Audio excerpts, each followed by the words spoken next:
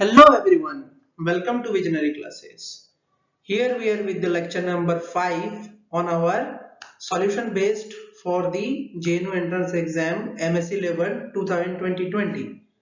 ठीक है, आज हम कुछ और स्पेशल क्वेश्चंस डिस्कस करने वाले हैं जो इस बार के JNU एंट्रेंस में आ रखा है। आप सब तैयार हो जाइए, चलिए डिस्कस करते हैं। पहला क्वेश्चन जो पूछ रहा है यहाँ पे वो पूछ रहा है if integration E dot ds equal to 0 over a close surface then. ठीक है, तो यहाँ पे E डॉट dx फाई लगा के इंटीग्रेशन लगा के ये सिंबल लगा रखा है, जिससे आप जान सकते हैं कि ये जो है ये हमारा क्या है, इलेक्ट्रिक फील्ड, और ये आपका सरफेस एरिया है। ठीक है, दोनों का जब डॉट प्रोडक्ट करते हुए 0 बन रहा है तो ओवर ए क्लोज सरफेस, तो इसका आंसर क्या होगा ये पूछ रहा है। ठीक है, तो अगर हम जाएं इलेक्ट्रिक फ्लक्स के डेफिनेशन पे, ठीक है, so electric flux is a proportional to the number of electric field lines. ठीक है, तो एक सरफेस की बात कर लेते हैं, एक सरफेस से जितना इलेक्ट्रिक फील्ड लाइन निकलता है बाहर, ठीक है, जितना इलेक्ट्रिक फील्ड लाइन बाहर निकलता है, ठीक है, from A defined surface area, उसको हम बोलते हैं इलेक्ट्रिक फ्लक्स।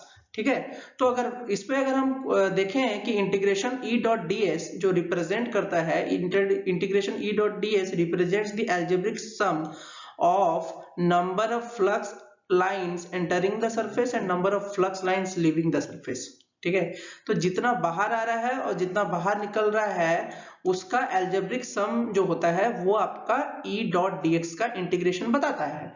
ठीक है, तो अगर हम इस ऑप्शंस को देखें, यहाँ पे दे रखा है कि E dot ds equal to 0, तो इसका सिंपल सा मीनिंग होगा कि number of flux line entering the surface और number of flux line leaving the surface जो होगा वो डेफिनेटली इक्वल होगा। तो हमारा सी ऑप्शन जो है इसमें 100% करेक्ट है। C option is 100% correct, that integration E dot ds equal to 0, then the number of flux entering the surface must be equal to the number of flux line leaving the surface। ये तो confirm है। ठीक है, बाकी अगर हम Gauss law की बात करें, गॉस लॉ जिसको आपने प्लस 2 फिजिक्स में पढ़ रखा होगा, ठीक है, ये पहला चैप्टर है आपके प्लस 2 फिजिक्स का। ठीक है, क्लास 12 के फिजिक्स का पहला चैप्टर है इलेक्ट्रोस्टैटिक्स। इलेक्ट्रोस्टैटिक्स में आपने गॉस लॉ जरूर पढ़ा होगा। तो in Gauss law you know that integration E dot ds जो होता है वो Q upon epsilon नॉट होता है। epsilon नॉट क्या होता है भाई? epsilon not permittivity, permittivity, electrical permittivity होती है। ठीक है, तो इसमें अगर E डॉट ds 0 हो जाता है और epsilon नॉट जो है वो कांस्टेंट होता है, आपको ये भी पता है, तो आपका Q के जो वैल्यू होगा वो भी ऑब्वियसली 0 होगा। ठीक है, क्योंकि ये अगर 0 है तो Q ऑब्वियसली 0 होगा बाय द इक्वेशन।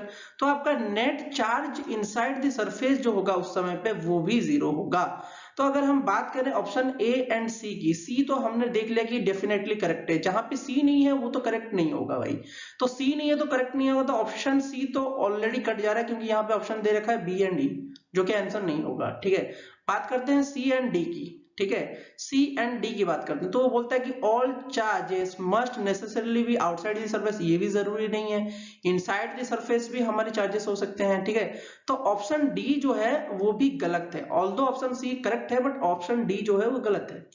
ठीक है, चलते हैं पहले वाले की तरफ। Electric field inside the surface and on it is 0। ठीक है, ये भी नहीं पॉसिबल है, क्योंकि इनसाइड द सरफेस तो इलेक्ट्रिक फील्ड हो सकता है। ठीक है, अगर बात करें यहाँ पे, ठीक है, इस जगह पे तो इलेक्ट्रिक फील्ड जरूर हो सकता है।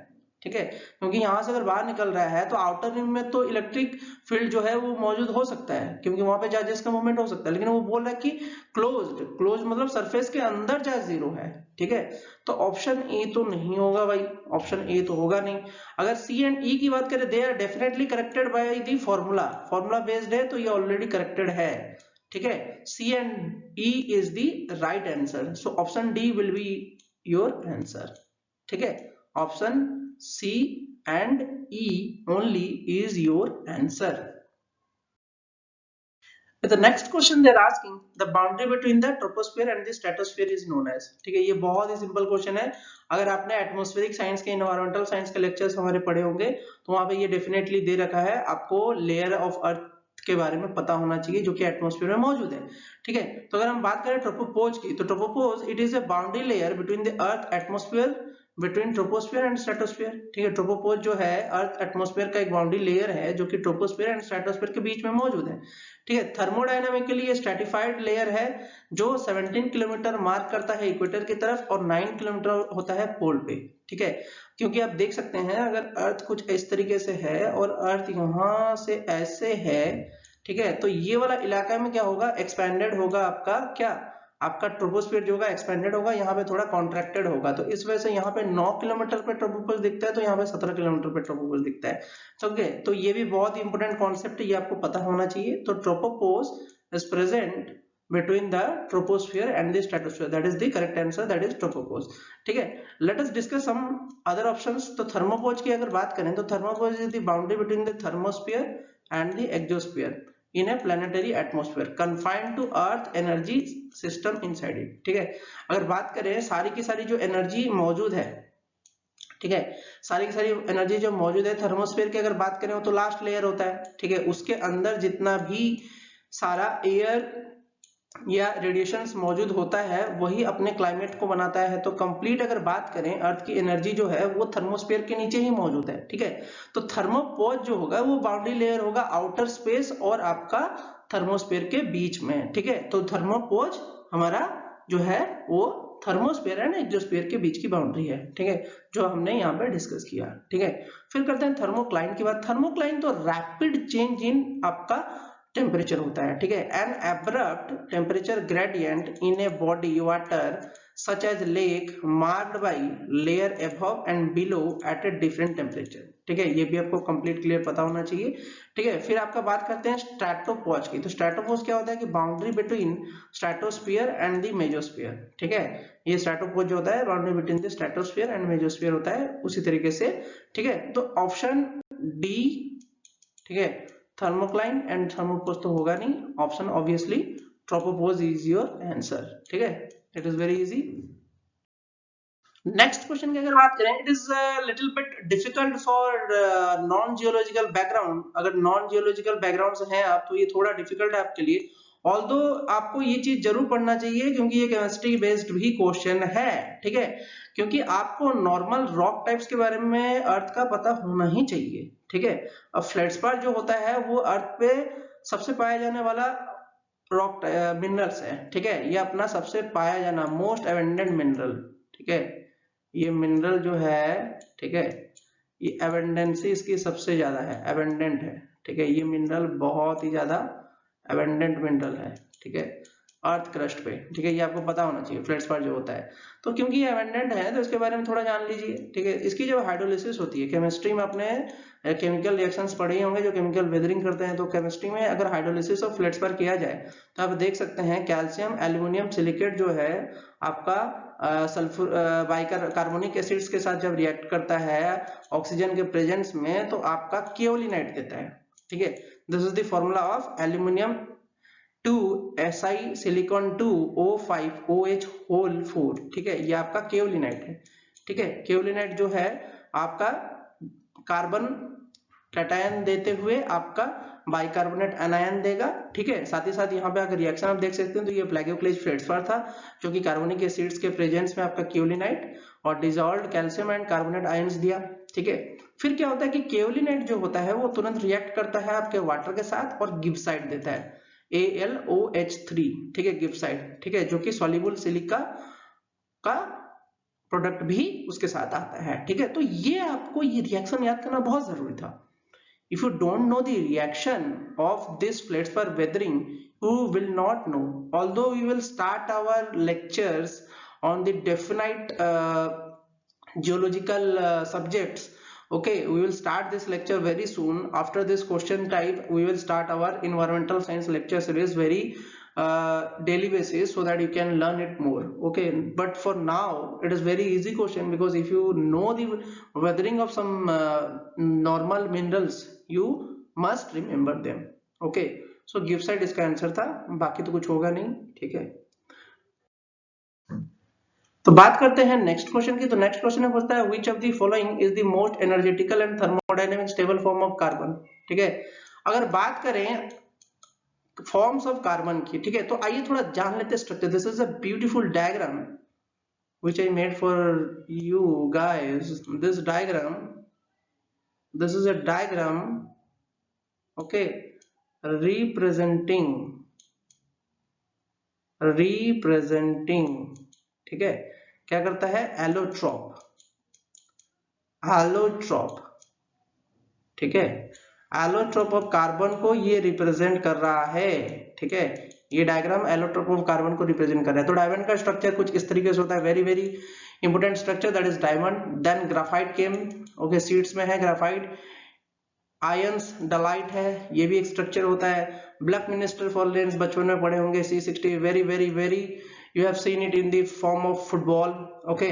फिर फुलराइट की बात करें, 540, C540, okay, very very very very beautiful structure। C70, this is also a very beautiful diagram, you can see। Then amorphous carbon is there and carbon nanotubes are also there, so you should know this particular type of carbon allotropes which is coming repeatedly in the exam, okay, from the examination point of view, ठीक है। ये आपका था क्या, आपका carbon allotropes का form था, ठीक है। लेकिन यहाँ पे क्वेश्चन पूछा है कि थर्मोडायनेमिकली स्टेबल है अनसैचुरेटेड कंडीशन में, ठीक है, तो इसका आंसर ग्राफाइट होगा, ठीक है।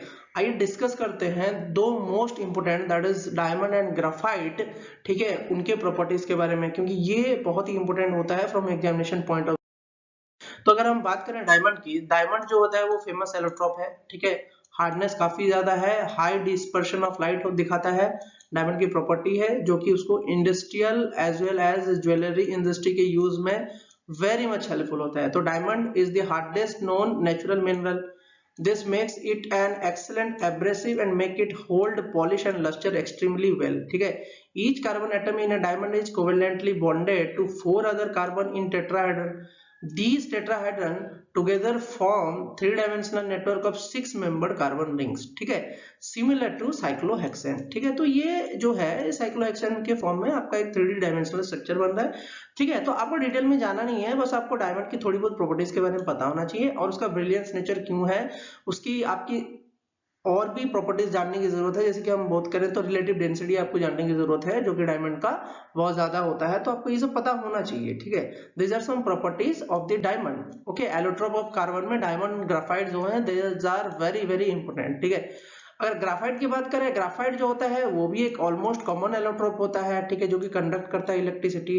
Due to its properties it is used in thermochemistry, ठीक है, तो ये थर्मोकेमिस्ट्री में यूज होता है और ये डिफाइन करता है heat of formation of A carbon compounds, ठीक है। तो डायमंड जो होता है वो स्टेबल होता है up to 1500 degree Celsius in a vacuum, but 1800 से 2000 के बीच में ये कन्वर्ट हो जाता है ग्राफाइट में।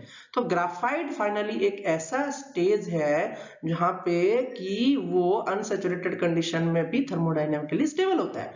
तो thermodynamically most stable allotrope of carbon is graphite at standard temperature and pressure condition, ठीक है। This is very very important thing you should know from the examination point of view. Next question की अगर बात करें तो इसमें बोल रखा है कि अरेंज द बल्क मॉड्यूलाई, ठीक है। अब भाई बल्क मॉड्यूलाई क्या होता है थोड़ा पढ़ लेते हैं, ठीक है। Bulk moduli is the what, bulk modulus, तो बल्क मॉडुलस क्या होता है, is defining the ability of a material to resist the deformation in the terms of volume change under the pressure, ठीक है। भाई ये ऑब्जेक्ट है, ठीक है, स्फेरिकल इन शेप है, ठीक है, इसको चारों तरफ से प्रेशर दिए जा रहे हो, ठीक है। भाई प्रेशर तो दे रहे हो लेकिन इसके जो मॉलिक्यूल्स है, इंटरमॉलिक्यूलर फोर्स ऑफ अट्रैक्शन, ये चेंज होने का नाम नहीं ले रहे हैं, तो ये इसी शेप में मौजूद रहना चाहता है। तो इसमें चेंज इन वॉल्यूम को रजिस्ट करता है इसका शेप, ठीक है। तो इसको हम बल्क मॉडुलस बोलते हैं, जो कि ability of a material to resist the deformation in terms of the volume change, ठीक है। तो बल्क मॉडुलस का फॉर्मूला की अगर बात करें, that is pressure upon delta V upon V, ठीक है, जो कि वॉल्यूमेट्रिक स्ट्रेन के नाम से जाना जाता है। दिस इज वॉल्यूमेट्रिक स्ट्रेन, ठीक है। तो as solids have a long range order by its nature, ठीक है, जिनके एटम्स ऑफ क्रिस्टल जो होते हैं अरेंज होते हैं ऑर्डर्ड पेयर पैटर्न में, ठीक है, that stretches all the across it material because of which if the same amount of pressure will be applied on the solid, liquid and gas, then the minimum fractional change is in the volume will be of for the solid, ठीक है। तो fractional change की अगर बात करें delta V upon V, ये बहुत ही कम होगा सॉलिड में, ठीक है, ये सॉलिड में बहुत ही कम होगा, ठीक है, बहुत ज्यादा कम होगा। तो क्योंकि ये सॉलिड में बहुत ज्यादा कम हो रहा है, तो आपका फॉर्मूले के हिसाब से अगर चले तो बल्क मॉडुलस जो है वो इनवर्सली प्रोपोर्शनल है डेल्टा वी अपॉन वी से, ठीक है। तो जितना ज्यादा वो सॉलिड स्ट्रक्चर है वो उतना अच्छा आपका क्या दिखाएगा, आपका बल्क मॉडुलस दिखाएगा, ठीक है। तो स्टील होता है एलॉय ऑफ आयरन, ठीक है, तो जो काफी स्ट्रॉन्ग है, तो इसलिए पहले तो स्टील आएगा भाई। ग्लास होता है एमरफस, एमरफस सॉलिड है, ठीक है, ब्रिटल है, तोड़ोगे टक करके टूट जाएगा, तो ग्लास आएगा सेकंड में।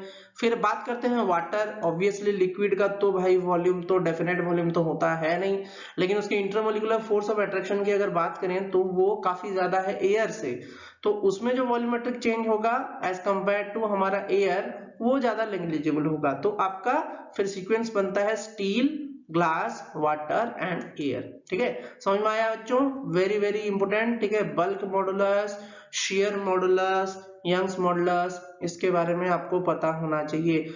+2 एनसीईआरटी का फिजिक्स तो पढ़ना ही है, बिना उसके नहीं निकलेगा, कंफर्म लगा लो, ठीक है। नेक्स्ट क्वेश्चन में पूछ रहा है particle of mass 1 kg at a position of I + J + K cap is accelerating under the influence of a force of 2k cap, the torque acting on the particle about its origin, ठीक है।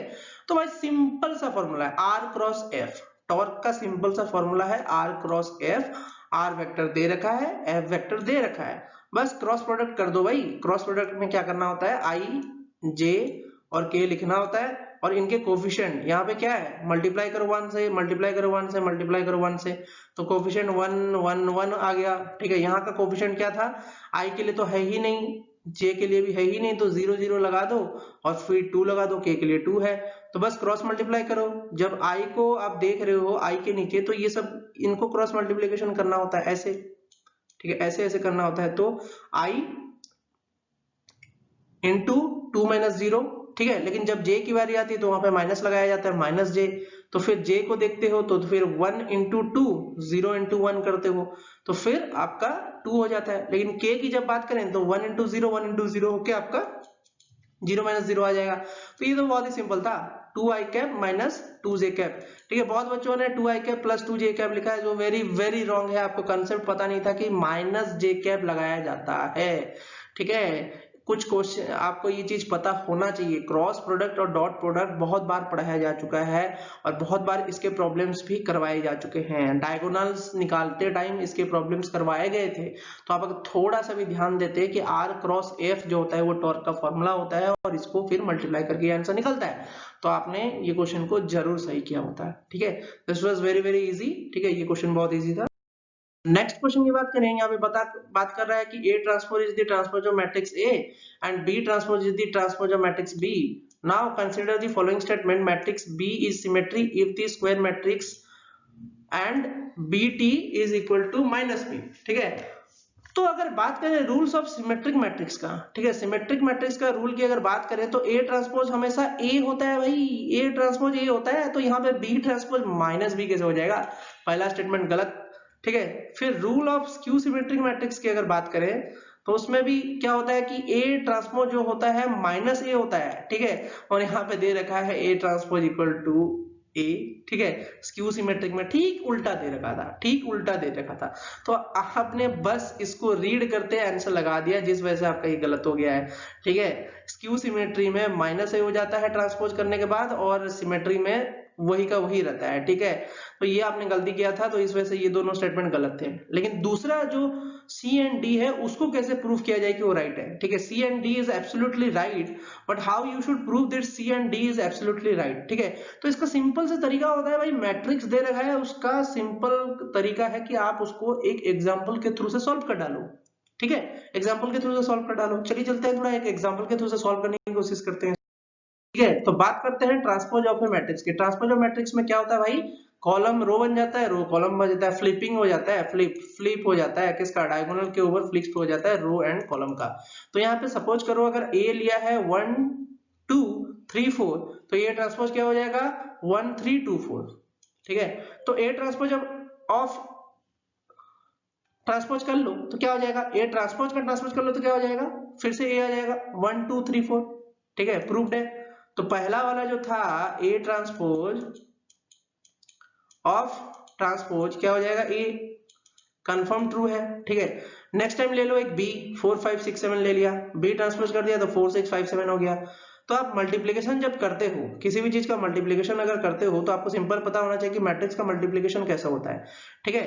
तो matrix का जब multiplication आप करते हो, suppose करो आपके दो मैट्रिक्स है, ठीक है, यहाँ पे ए है, बी है, सी है, डी है, और यहाँ पे आपका एक्स है, वाई है, जेड है और क्यू है, ठीक है।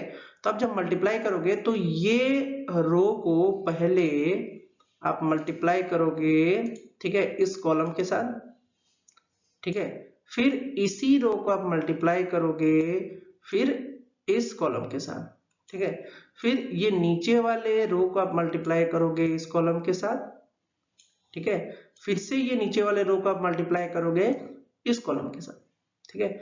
तो कुछ इस तरीके से बन के आएगा, ठीक है। तो सपोज करो आपने यहाँ पे क्या किया था, ए ट्रांसपोज निकाला था, क्या, ए छोड़ दो, आपने ए बी को मल्टीप्लाई करना, तो ए बी को मल्टीप्लाई करना है तो 1 2 3 4 दे रखा है, तो 1 2 3 4 देखा रखा है, तो पहले मल्टीप्लाई करेंगे किससे, 1 को बी से मल्टीप्लाई करेंगे, 1 इंटू 4, 1 इंटू 4 हो गया, फिर करेंगे 2 को 5 से, तो 2 इंटू हमारा लगाएंगे 6, क्योंकि ये रो से मल्टीप्लाई कर रहे हो, रो से कॉलम को, 2 इंटू 6, 4 के बाद 6 आता है भाई, 4 मल्टीप्लाई हो गया, पहले 1 इंटू 4 कर लिया, फिर 2 इंटू 6 कर लिया मैंने, ठीक है। तो इस तरीके से ये वाला मल्टीप्लाई हो गया, ठीक है। फिर आपका इसी रो से आप मल्टीप्लाई करोगे 5 और 7 को, तो फिर 1 इंटू 5 कर लिया, फिर 2 इंटू 7 कर लिया, फिर 3 इंटू 4 को मल्टीप्लाई किया उसी तरीके से, और इसको भी मल्टीप्लाई किया, तो उसके बाद जो वैल्यू आता है वो आता है 16 19 36 43, उसका ट्रांसपोज करेंगे तो 16 19 36 43, ठीक है। तो यहाँ पे क्या होगा, आपका ए बी का ट्रांसपोज बन गया, ठीक है। तो ए बी का ट्रांसपोज जो है वो किसके बराबर दिखाना था, बी ट्रांसपोज ए ट्रांसपोज, ठीक है। तो बी ट्रांसपोज ऑलरेडी कर रखे हैं 4 6 5 7, तो 4 6 5 7 यहाँ पे दे रखा है, ठीक है। 1 3 2 4 भी दे रखा है, तो 4 6 5 7 और 1 2 3 4 को जब आप मल्टीप्लाई करोगे तो क्या करोगे, पहला वाला रो दूसरे वाले का कॉलम, ठीक है, 4 इंटू 1 कर लिया, 6 इंटू 2 कर लिया, ठीक है, फिर 4 इंटू 3 कर लिया दूसरा कॉलम में, ठीक है, और 6 इंटू 4 कर लिया, ठीक है। तो इस तरीके से आपने इसको भी सॉल्व कर लिया, तो फाइनल आंसर जो बन के आएगा 6 19 36 43, ठीक है, जो इक्वल है आपके किसके बराबर, ए बी ट्रांसपोज के बराबर। दो क्या हुआ कि ए बी ट्रांसपोज जो हुआ वो आपका बी ट्रांसपोज और ए ट्रांसपोज के बराबर हो गया, ठीक है। ये डेफिनेटली आपका करेक्ट हो गया, ठीक है। This is very very important, you should know from the matrix multiplication and transpose point of view से, ठीक है, ये आपको पता होना चाहिए। नेक्स्ट क्वेश्चन की अगर हम बात करें तो next question was also very easy. In the next question they are asking moon completes one revolution around earth in 27.3 days assuming that orbital is circular and has a radius of 385,000 kilometer, the magnitude of the acceleration of the moon towards the earth would be, ठीक है। यहाँ पे given radius दे रखा है 385,000 kilometre, तो यहाँ पे अगर हम बात करें मीटर में कन्वर्ट कर लें तो 3.85 into 10⁸ मीटर हो जाएगा। 27.3 डेज जो है उसको अगर हम सेकंड में कन्वर्ट कर लें 24 इंटू 60 इंटू 60 करके 27.3 से मल्टीप्लाई कर लो तो आपका ये वैल्यू बन के आ जाएगा। अब भाई सर्कुलर मोशन कर रहे हो तो सर्कमफेरेंस लोगे आपका टोटल डिस्टेंस, तो सर्कमफेरेंस अगर टोटल डिस्टेंस ले लेते हो तो 2 पाई आर हो जाएगा, ठीक है। अगर हम सर्कमफेरेंस की बात करें तो टोटल डिस्टेंस वो कितना ट्रेवल करेगा, 2 पाई आर ट्रेवल करेगा, तो 2 पाई आर जब ट्रेवल किया उसने तो 2 इंटू 22/7 इंटू 3.85 इंटू 10⁸, ठीक है, मल्टीप्लाई करते हुए ये आएगा 2.420 इंटू 10⁹ मीटर, ठीक है। उसके बाद भाई वेलोसिटी निकाल लो, क्यों, क्योंकि दे रखा है टाइम कितना 27.3, तो 27.3 को सेकंड्स में ऑलरेडी कन्वर्ट कर चुके हैं, तो बस वैल्यू निकालेंगे तो कितना आएगा 1025.98 मीटर पर सेकंड, ठीक है। अब सेंट्रीपिटल एक्सेलरेशन, इसको हम बात करें तो दिस इज सेंट्रीपिटल एक्सेलरेशन, ठीक है, ये सेंट्रीपिटल एक्सेलरेशन है। तो सेंट्रीपिटल एक्सेलरेशन का फॉर्मूला क्या होता है, v²/r, ठीक है। तो v²/r किए तो फॉर्मूला बन के आएगा 2.72 इंटू 10⁻³ मीटर पर सेकेंड स्क्वायर, ठीक है। आई होप आपको ये सारे क्वेश्चन समझ में आए होंगे। If you have some doubt you can ask me in the comment box, but don't neglect and read all the questions and answer it correctly. मैं अभी तो बोलता हूँ जो नए एस्पिरेंट्स हैं वो सारे के सारे नोट्स बना लें इसके, क्योंकि ये नेक्स्ट ईयर आपके लिए ही काम आने वाला है, ठीक है। Have a nice day.